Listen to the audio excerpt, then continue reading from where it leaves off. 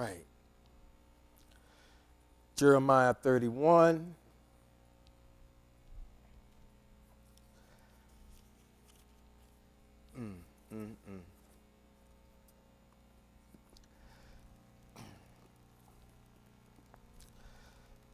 Give an ear. Here is what Yah says. The people escaping the sword found favor in the desert. I have brought Israel to its rest. From a distance, Yah appeared to me, of course this is Jeremiah, saying, I love you with an everlasting love. This is why in my grace I draw you to me. So he's saying to us, those that are assembled here and those streaming and even those that are doing something else, I love you with an everlasting love. This is why in my grace I draw you to me. Once again, I will build you. You will be rebuilt, Virgin of Israel. Once again, equipped with your tambourines, you will go out and dance with the merrymakers. Once again, you will plant vineyards on the hills of Shamron, which is Samaria. Samaria, yeah. And those doing the planting will have the use of its fruit. Now, I'm going to stop right there for now. See, saints, that's good news because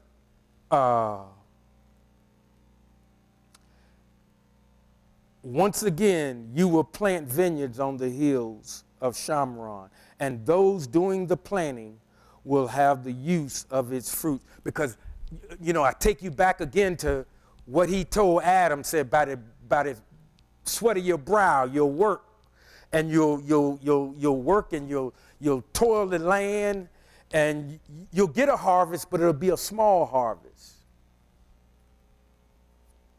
But here he's saying, hey, once again, you will plant vineyards on the hills of Shamron, and those doing the planting will have the use of its fruits. I love you with an everlasting love, and this is why in my grace I draw you to me. In these times of uncertainty, I mean, we just off the chain, and everywhere is off the chain, not just here, but I know for myself, I'm mostly concerned about here. Why? Because I live here. Well, Barry, you kind of selfish. Yeah, call me selfish. Okay. But I'm not just concerned about that for my welfare. It's for all of our welfare.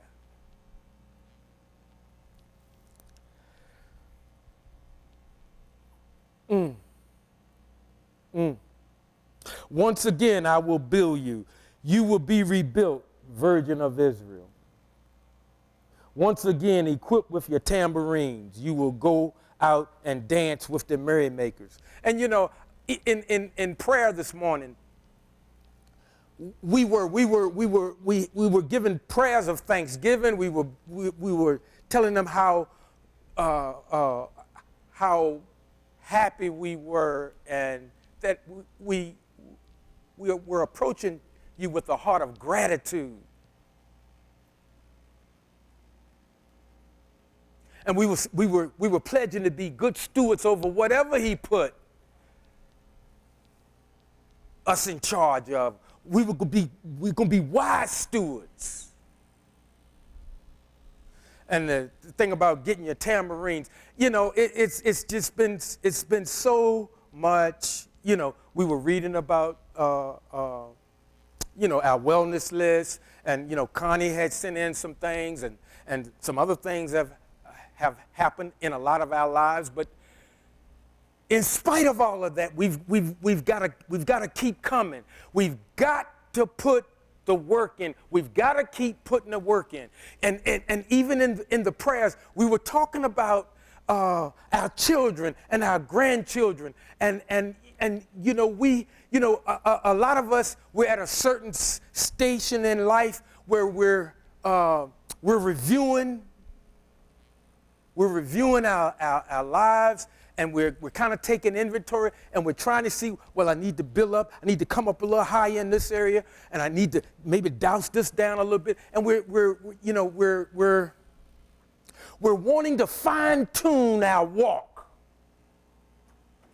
And so what I'm saying to you is, even in the times of prayer, don't stop praying for your children. Don't stop praying for your grandchildren and great-grandchildren. You know, sometimes when you open your eyes and you see them, you say to yourself, they still ain't doing right. Don't stop. Put the work in. You got to keep putting the work in. You have to keep putting the work in. If we become casual about that, we may be jeopardizing their outcome. Why am I saying this? Because there's somewhere in the scriptures, he says, if you give your heart to me, or if you decide to follow my way, I'll not only bring you in, we like to use the word save, I'll not only save you, but I'll save your whole household. Now, he's not a liar.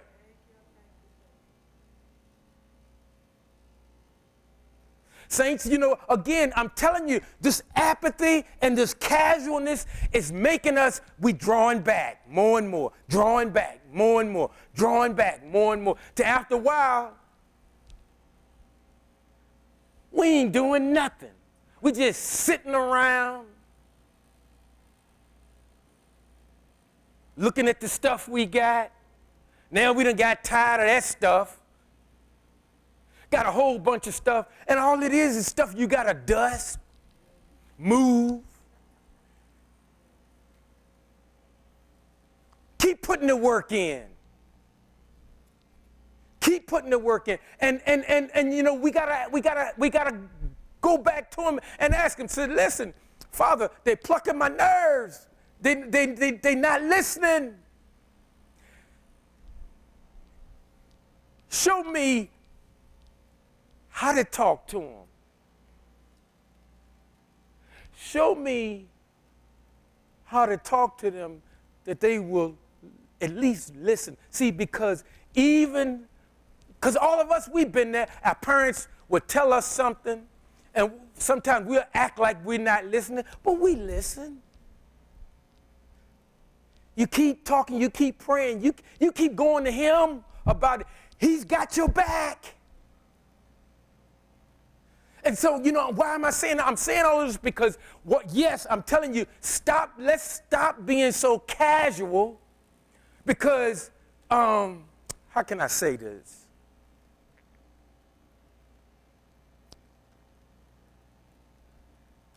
The relationship is still predicated on what you bring into the table.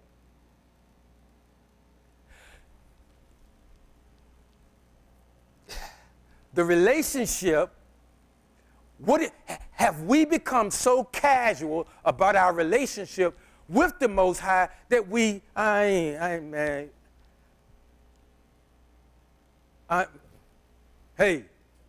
I'm going to God for myself.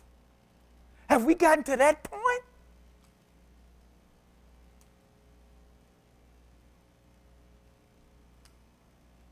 And he's saying, get your tambourines. And there's something a little later on. Don't give up, man. Put the work in. We got to put the work in. In any relationship, any friendship, you got to put the work in.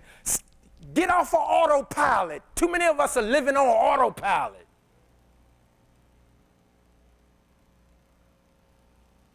Get off of autopilot. Can you imagine? What if we went to him, something hit the fan, and we go to the Most High, and he go, bruh, not today. I just ain't feeling that today. He don't do us like that. We do him like that. Man, I ain't going down there with them people. Man, I'm gonna shine my car. I'm going to the beach. And nothing's wrong with going to the beach. But let me ask you something. Couldn't you go to the beach on Sunday? Couldn't you take a day off Monday through Friday and go to the beach? I always wonder how sometimes when it's time to meet him, we come up with more stuff that preclude us from coming to meet him, but we keep our schedule all through the week. And I'm not lying, and I'm not trying. I don't know what your situation is. Folks, listen. If your mindset is like this, sometimes, saints, we got to show life we're more serious than it, because life will always try to throw you a curb or a challenge or a roadblock. Now, sometimes a roadblock comes up, and that's y'all sitting in that block because he's saying, Barry, go another way. But I'm telling you, this casualness, like we got all day. We might not have all day. Your children, your grandchildren may not have all day.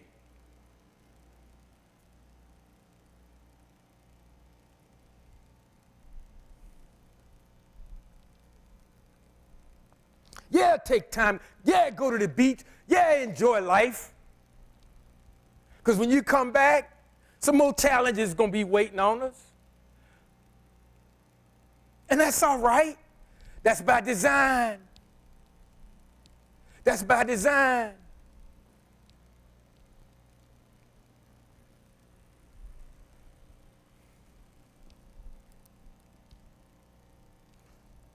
Let's get life off our auto. Listen, life can be as exciting as you make it.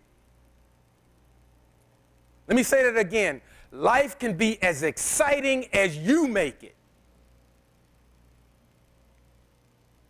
He's not going to keep, and I hesitate to say this, from what I understand, I'll put it that way. He's not going to always cut our meat up in little pieces and serve it to us on a silver platter just because we love him. Not all the time. And see, we've been taught to look at him that way. And again, like I said, he's in more than just the blessing business. He's much more than just a gift giver. Because you think about it, if that's the only reason we love him, how would you feel if somebody, and I'm not talking about a marriage, I'm talking about just a friendship. If somebody, I'll pick Greg. If I say, Greg, Greg, you my buddy. Greg said, all right, well, you my friend too. And I said, well, yeah, Greg, but because you my buddy, won't you go buy me a hamburger? Take me somewhere and buy me a hamburger. Greg said, okay, I'll get you a hamburger. Come on. All right, that's today.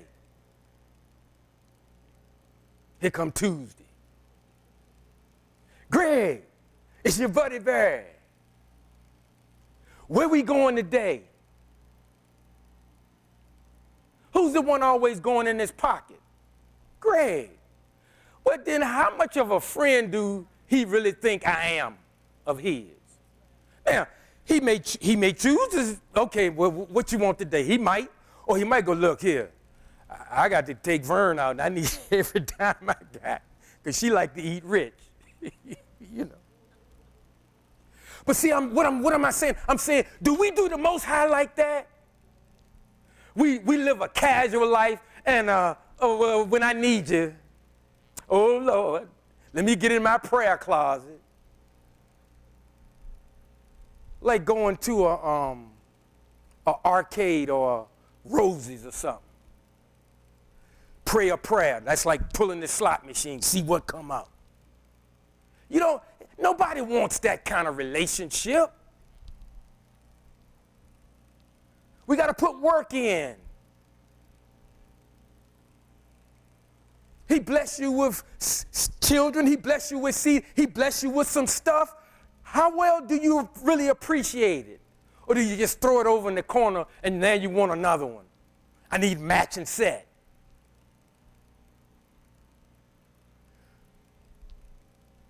Some of our names, when it comes to asking the Most High, my name is Jimmy, I'll take all you give me.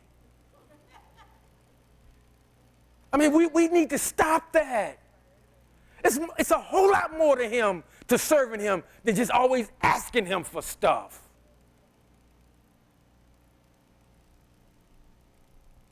And pastors need to teach that and stop teaching the stuff that makes you think, give your heart to the Lord and everything will be all right. And, stop that. Tell people the truth. Yeah, you're going to get some stuff, but we're going to all get some challenges.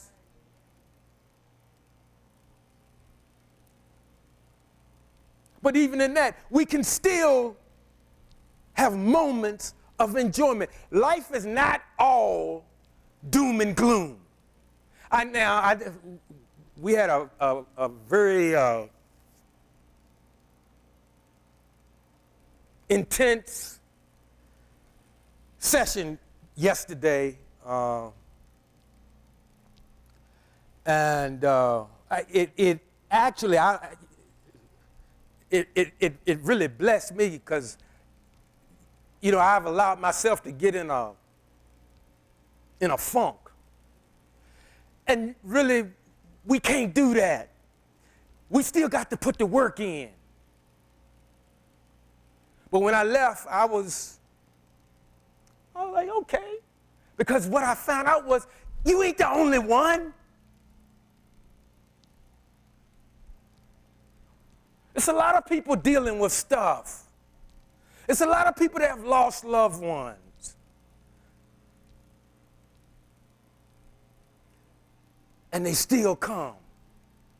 And they still marching for him. You see, the thing about it, if Yeshua and not an imposter, because we know some imposters are around, but if he came and if he said for the men, I'm getting ready to go to war, who's with me? Every man up here will jump to his feet, even if he got the limp.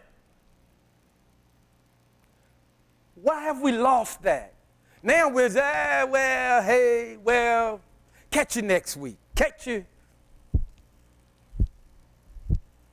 What's wrong with us?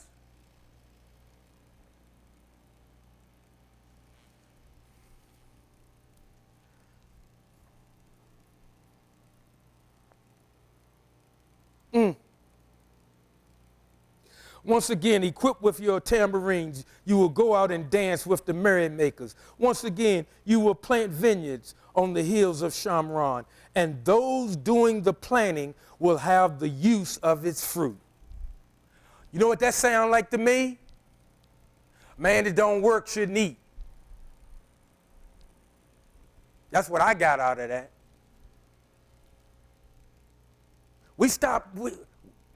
Too many of us have stopped. We looking like we working. We can fool each other, but we can't fool him.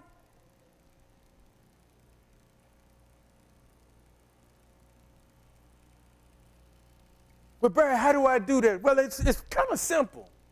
If it's something you can do, why don't you do it? Stop waiting for somebody else to do it.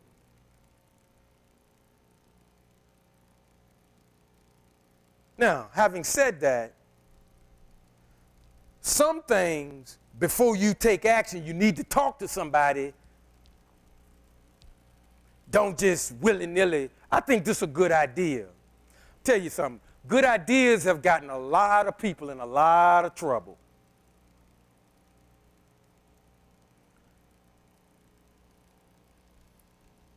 We got to shake ourselves out of this, man. We too casual.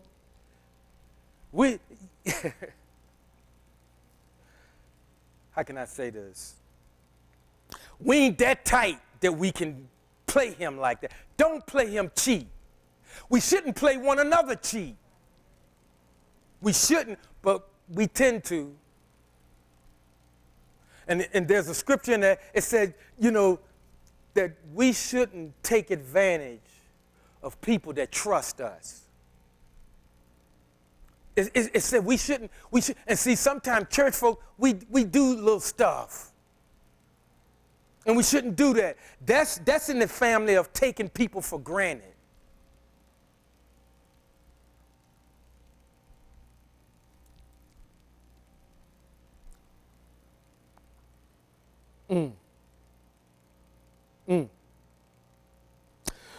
For a day will come when the watchman on the Mount Ephraim will call, "Come, let's go up to Zion, to Yahweh our God. For here is what Yah says, sing with joy for Jacob," or Yaakov. "Shout for the chief of the nations. Proclaim your praise and say, Yah, you have saved your people, the remnant of Israel. Look, I am bringing them from the land in the north, gathering them from the far ends of the earth. Among them are the blind and lame, women with children, women in labor, altogether a vast throng returning here."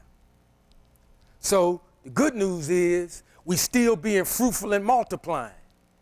In spite of there seem to be a clash. I ain't talking to you, I ain't talking to you neither.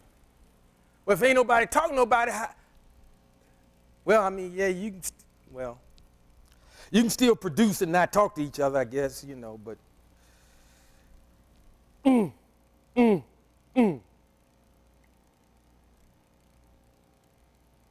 And then listen at this.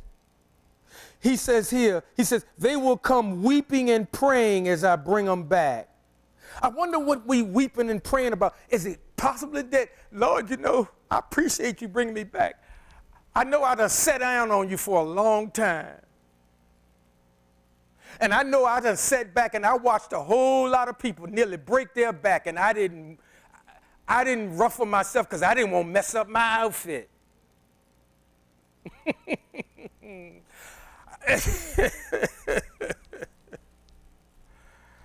Folks, shake those casual cobwebs.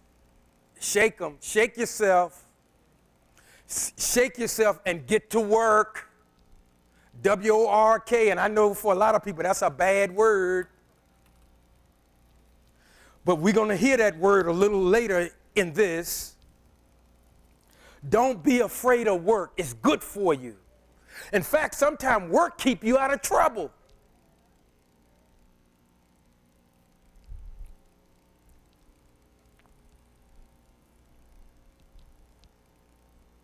They will come weeping and praying as I bring them back. I will lead them by streams of water on smooth paths so they won't stumble. For I am a father to Israel, and Ephraim is my firstborn son. Nations, hear the word of Yahweh. Proclaim it in the coastlands for far away. Say, he who scattered Israel is gathering him, guarding him like a shepherd his flock. For Yah has ransomed Yaakov, Jacob, redeemed him from the hands too strong for him. They will come and sing on the heights of Zion, streaming to the goodness of Yah, to the grain, the wine, the olive oil, and the young of the flock and the herd. They themselves will be like a well-watered garden, never to languish again. Now that word languish, that's cousin to being real casual. We call it being laid, man, I'm just laid back in the cut. Remember we used to say that a long time ago. But when I'm laid back in the cut, I'm not a watchman on the wall. Anybody can come in.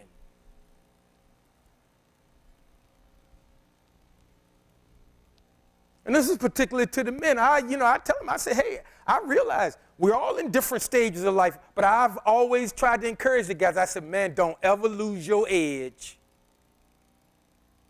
Don't ever lose your edge.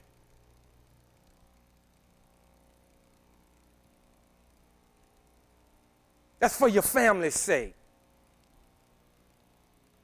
whether they're in the household with you or not. Don't lose your edge.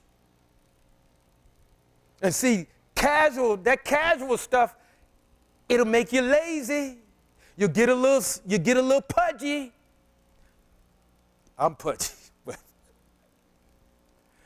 we got to stay on point, is what I'm saying.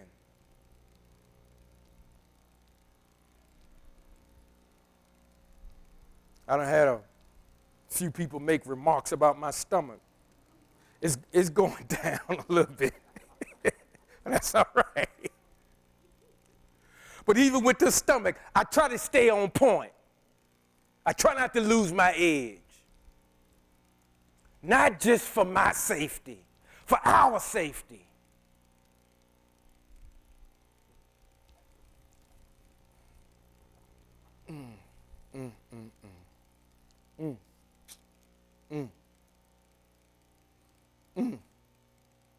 They themselves will be like a well-watered garden, never to languish again. And again, now remember, I'm not saying don't take a vacation. Sometimes you do. You need a few days to blow. You might need a couple of weeks. Some of you have been on your job so long, you got more than a month. Nothing wrong with that.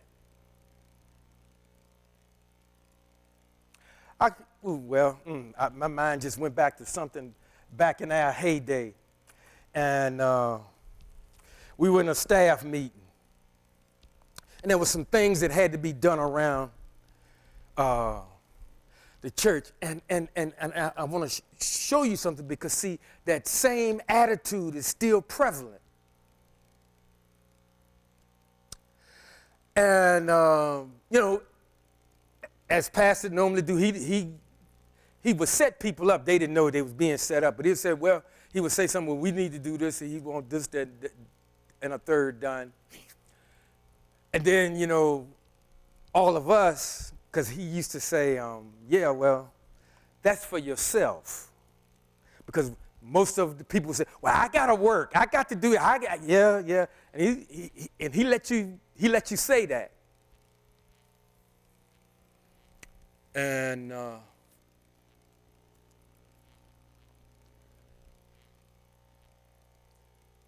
he said, how long some of you been at your place of employment? And people, I've been so many years. And then he said something to the effect, so is it safe to say that maybe most of you at least get 2 weeks vacation? Still didn't catch on what was happening. Yeah. And invariably somebody really proud of what they did. Oh man, I got, 4 or 5 weeks. And then he said, so even with 2 weeks, and he was talking to the men then, he said, you don't have a couple of days that you could give to get some things done around here? And it was as quiet then as it is here now.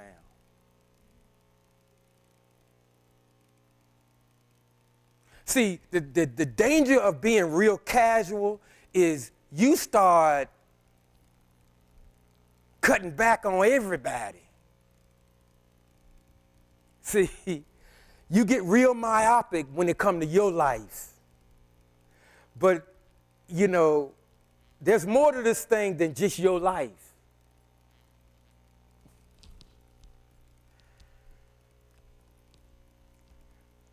If everybody's mentality was my four and no more, these doors would close.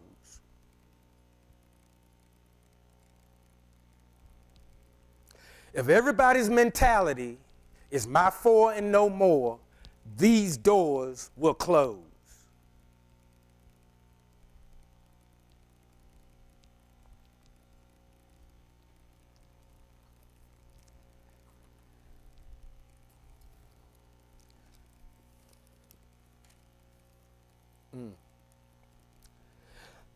Then the virgin will dance for joy. young men and old men together, for I will turn their mourning into joy, comfort and gladden them after their sorrow. I will give the priests, they got koinim, their fill of rich food, and my people will be satisfied with my bounty, says Yah. Listen at this. This is what I see. I got good time. This is what Yah says. A voice is heard in Ramah, lamenting and bitter weeping. It is Rachel weeping for her children, refusing to be comforted for her children because they are no longer alive. And the topic yesterday was dealing with death, losing friends, family, loved ones, and things of this nature. And I was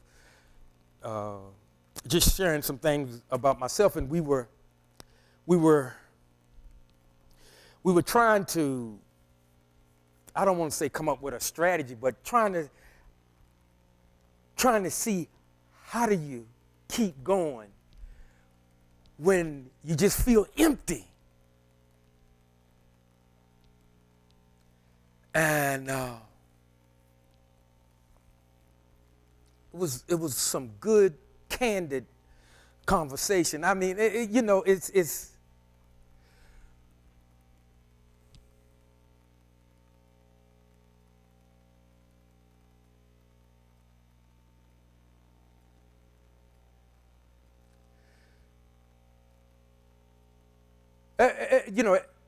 every man has been given a measure of faith, but in that measure of faith is something called resolve. I know they got women boxers nowadays, but in a boxing match, sometimes you still can be good with your hands, but you're gonna get hit some. You're gonna get, I don't care how good you are. As great as Muhammad Ali was, he got hit. But when you get hit and you get knocked down, it's something in us that will get us up. And you're going to get up and you're going to keep coming. Like I said just earlier, if Yeshua walked in, I guarantee you, and he said, I'm getting ready to go to war. I'm getting ready to do this. Who with me? Every man in here get up. I don't care if you got a bad hip, bad arm. You going.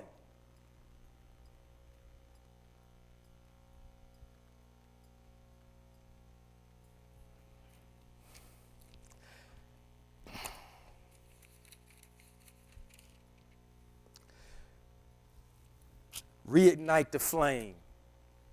Now I'm talking to everybody. Reignite that flame. Get that thing to burning again. Realize time spent with him will help you enjoy your time for yourself when you're doing for yourself, which is allowed. But see, casualness will have you, all you doing is for yourself. And I'm telling you, it's gotten so bad, it's starting to stink in man's nostrils, let alone the Most High.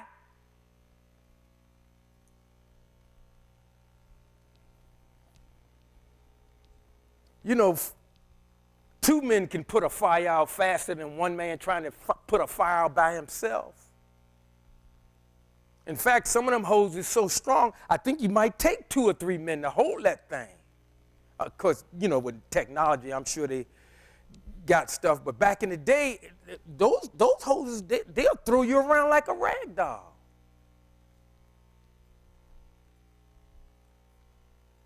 We gotta stoke the coals.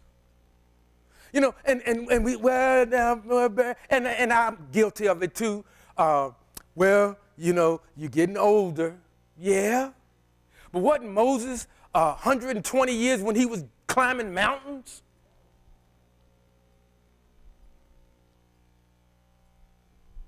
See, that intimate time with the Most High, he can renew your strength.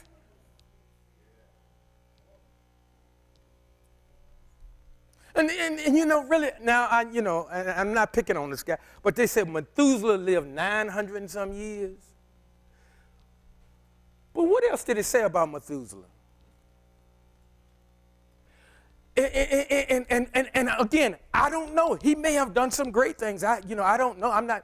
I'm saying, don't you want more than Barry lived 120 years? Oh, well, that's wonderful. What did he do? I don't know. He just lived 120 years. Wouldn't you want more said about you than that?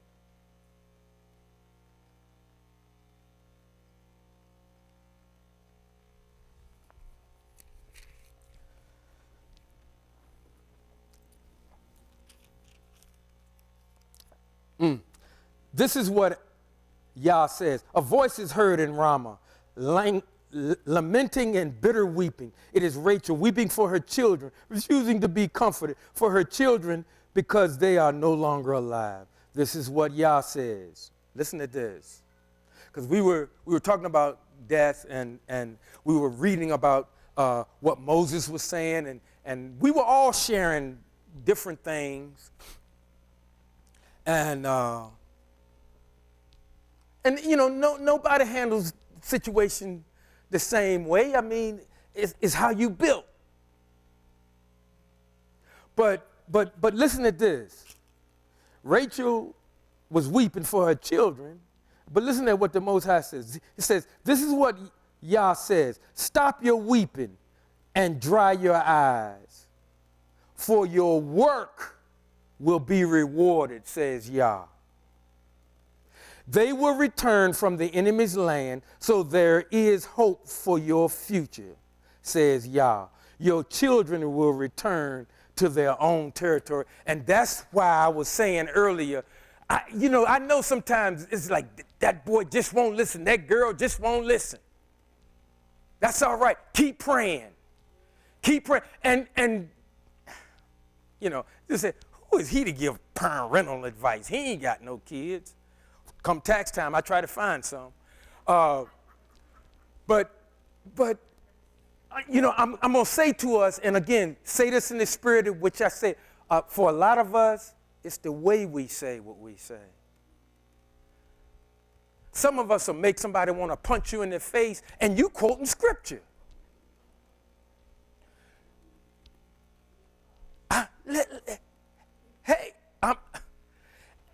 And of course, your kid's not going to do that, but they'll quickly turn a deaf ear when it comes a certain way, in a certain tone, and with some, a certain pitch.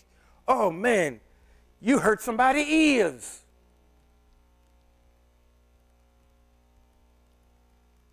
And see, sometimes they heard what you said, but it may be another parent. It may even be one of their friends that would tell them the same thing. And say, well, yeah, my dad been saying that. Yeah, maybe I will look at doing something a little different. Or maybe I'll, stop taking 2 sets of clothes out and I'll just wear what I wore going out the house. I know all the tricks that they do, going to school and stuff. Even young couples. And I'm telling you now, some of us got kids in their 50s.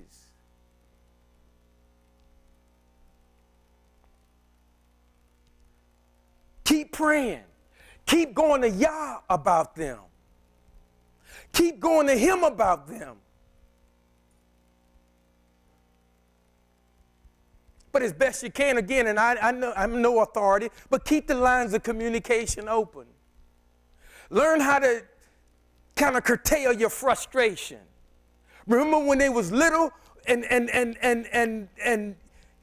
they made you so mad you told them, just go to your room. They were still gonna get a whipping, but you were too upset, right? Same thing now. Oh yeah, they adults and got their own families. Barry, I don't have $5,000 to catch you up on your mortgage. Don't mean I don't love you. Yeah, I love my grandkids, but I ain't got $5,000 for you. I got to live.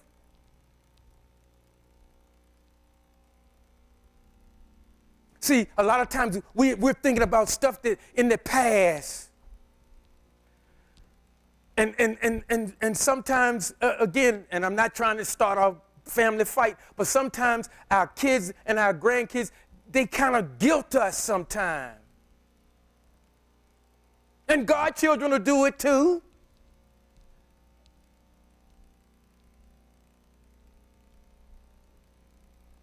So all I'm saying is, just kind of change it up a little bit, but don't stop going to the Most High about them.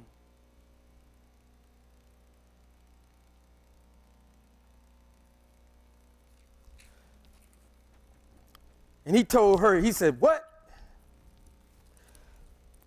He said, stop your weeping and dry your eyes, for your work will be rewarded. And the work is going to him about him. Going to him about him, going to him about him, but not just, oh Lord, no, going to work, going to him about them while you're doing acts of chesed, while you're making yourself useful and helpful somewhere else. See, you help somebody else's situation, you don't think all right, I see him over there, I see you over there, Barry. Okay, all right. Still might not come today, but it's coming. I don't see no difference. Well, stop looking. He'll get them in his time, not ours. And see, the thing we got to remember is, I bet somebody put some work in for us. That's why we sitting here. Somebody. Maybe it wasn't your parent. Maybe it was your grandparent. Maybe it was an uncle. Maybe it was an aunt. Maybe it was that next door neighbor. Somebody put work in for us. So why are we going to get caught? I'm tired now. I done mine. No. I got news for you. That's who you are. And you're that until they put you in the ground. Well, see here, I'm president of United Steel. So,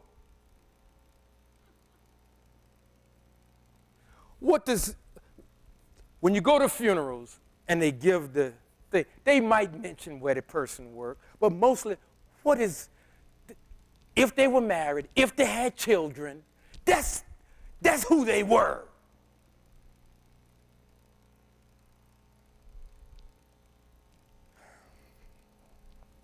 I pray we get the understanding of that's who you are. You're either somebody's son, daughter, father, mother, uncle, aunt, grandparent, grandfather, grandmother, that type of thing. That's who you are. When you even read the scriptures, so-and-so beget, so-and-so beget. He didn't say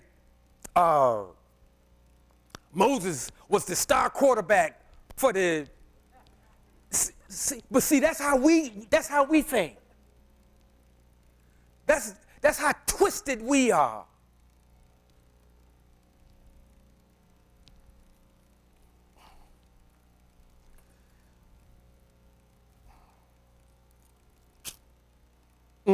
Stop your weeping and dry your eyes, for your work will be rewarded, says Yah. They will return from the enemy's land, so there is hope for your future, says Yah. Your children will return to their own territory. I hear, and here's another one. And see, this is where a lot of us, when we start realizing, yeah, I am a little too laid back. I can do a little more. I need to trouble myself for his sake. I'm a little too comfortable. Even when you have surgery, certain surgeries, they'll make you get up and walk. And it's painful when you're walking, but you keep walking. the worst thing you can do, oh, that hurt. Let me sit down. And then you ain't gonna get up no more.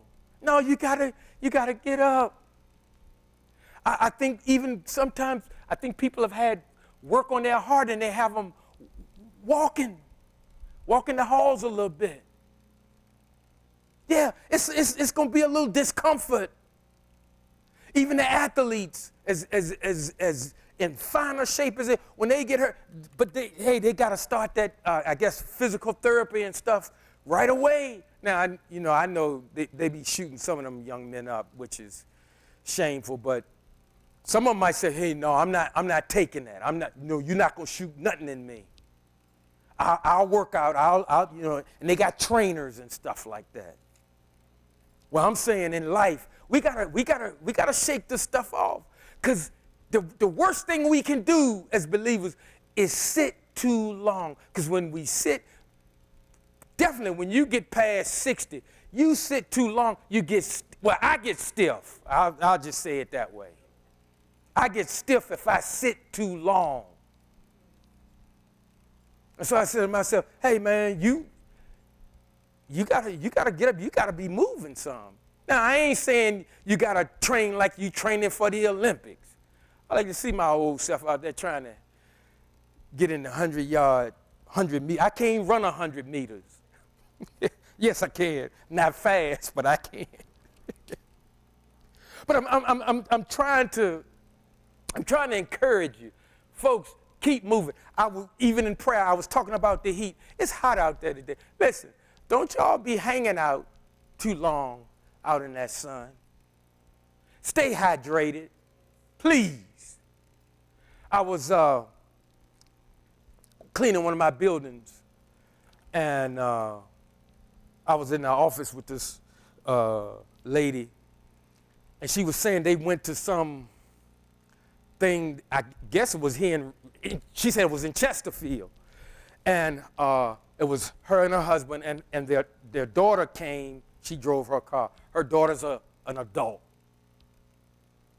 The daughter, and it was hot out there, and they were standing in line. She said they had one of them umbrellas and stuff. But her daughter came, and her daughter said, well, I'm going to get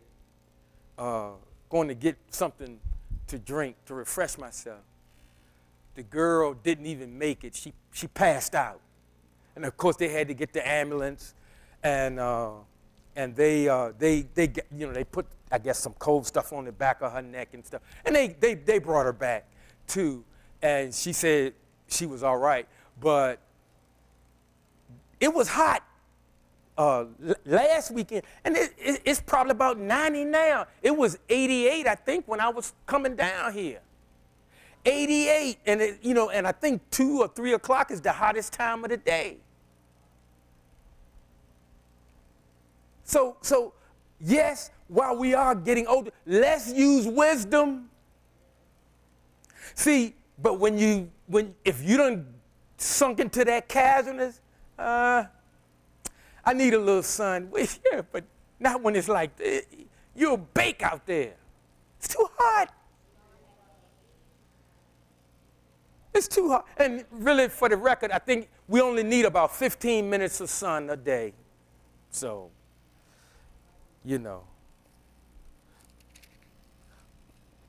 But see, being real casual, being real laid back, being real cool, we start developing some bad habits. We sit too long. We lounge too long. And then when we call ourselves jumping into action, that happened right here in the church. A couple of weeks ago, I think it was Bernita and one other person. We was just talking and heard some noise or something in the back.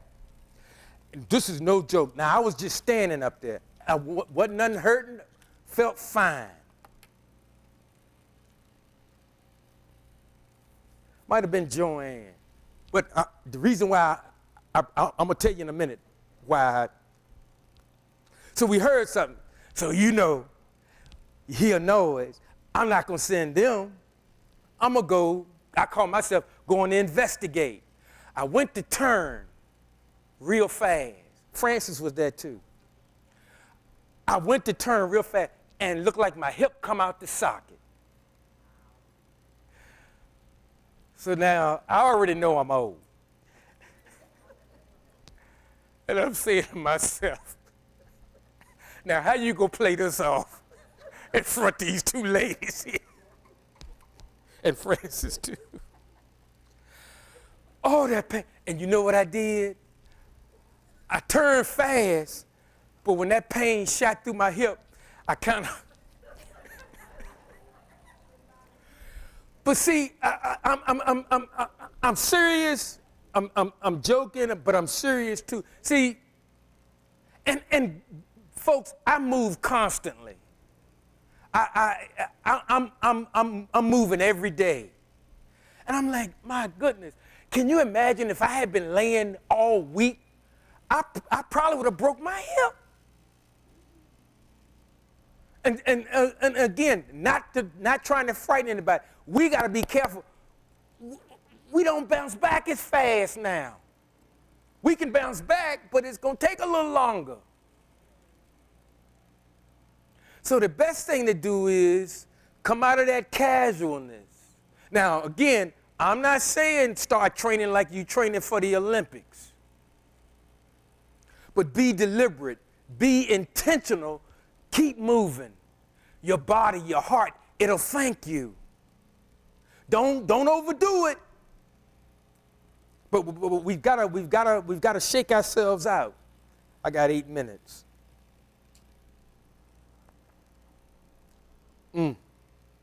Listen to this. He says, I hear Ephraim bemoaning himself.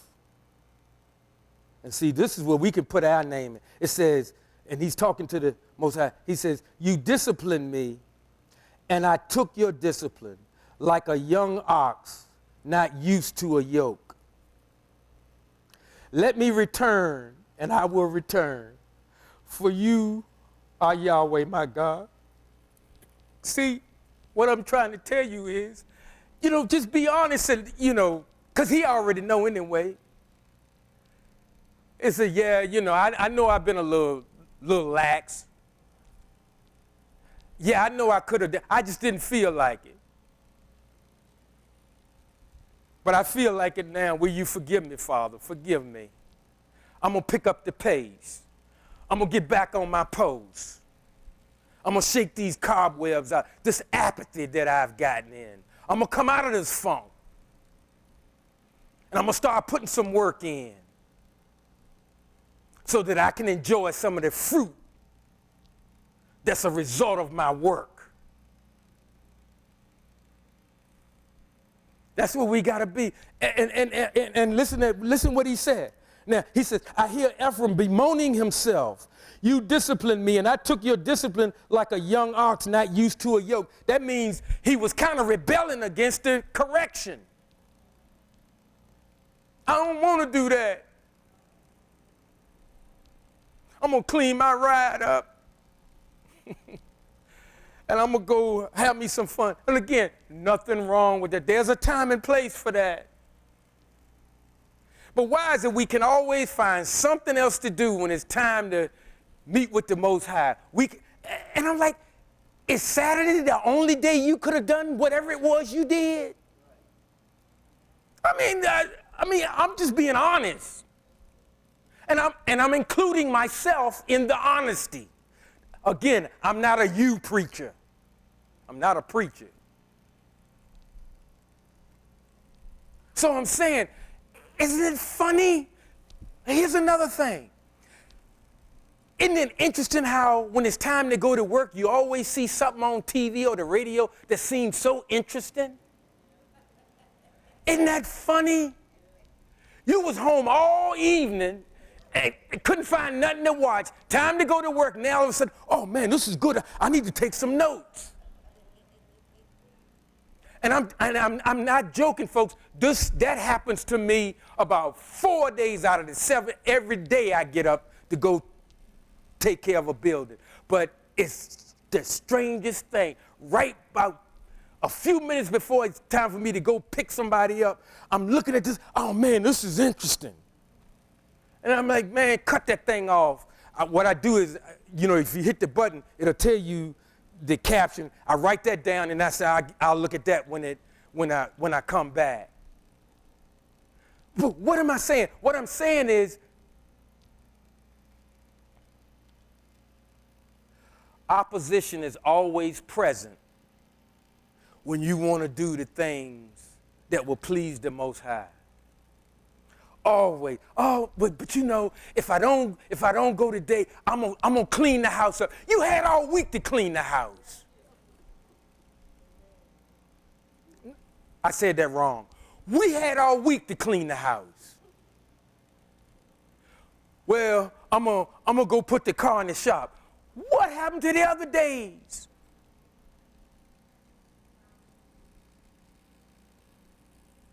Where the phone rang and I ain't heard from so-and-so, so they can call you later.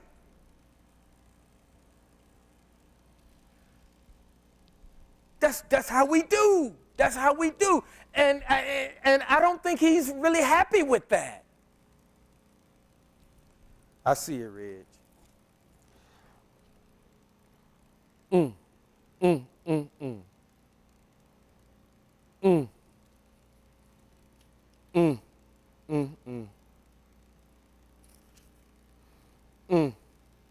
I hear Ephraim bemoaning himself. You disciplined me, and I took your discipline like a young ox, not used to a yoke. Let me return, and I will return, for you are my Yah, my God. Yes, I turned away, but later I repented. When I had been made to understand, I've been a little too laid back for his liking.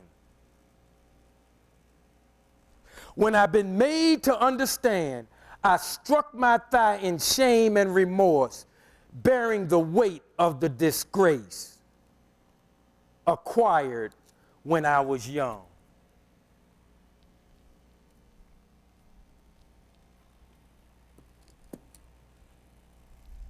It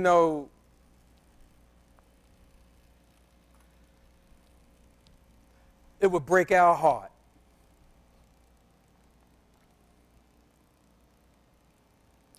if he did us like we did him. We would be devastated. Oh, Barry, you've been at me for that stuff for 15, 20 years. Come back tomorrow. Come back next week. Oh, no, I'm going to start something over on Mars. I'll see you when I finish that.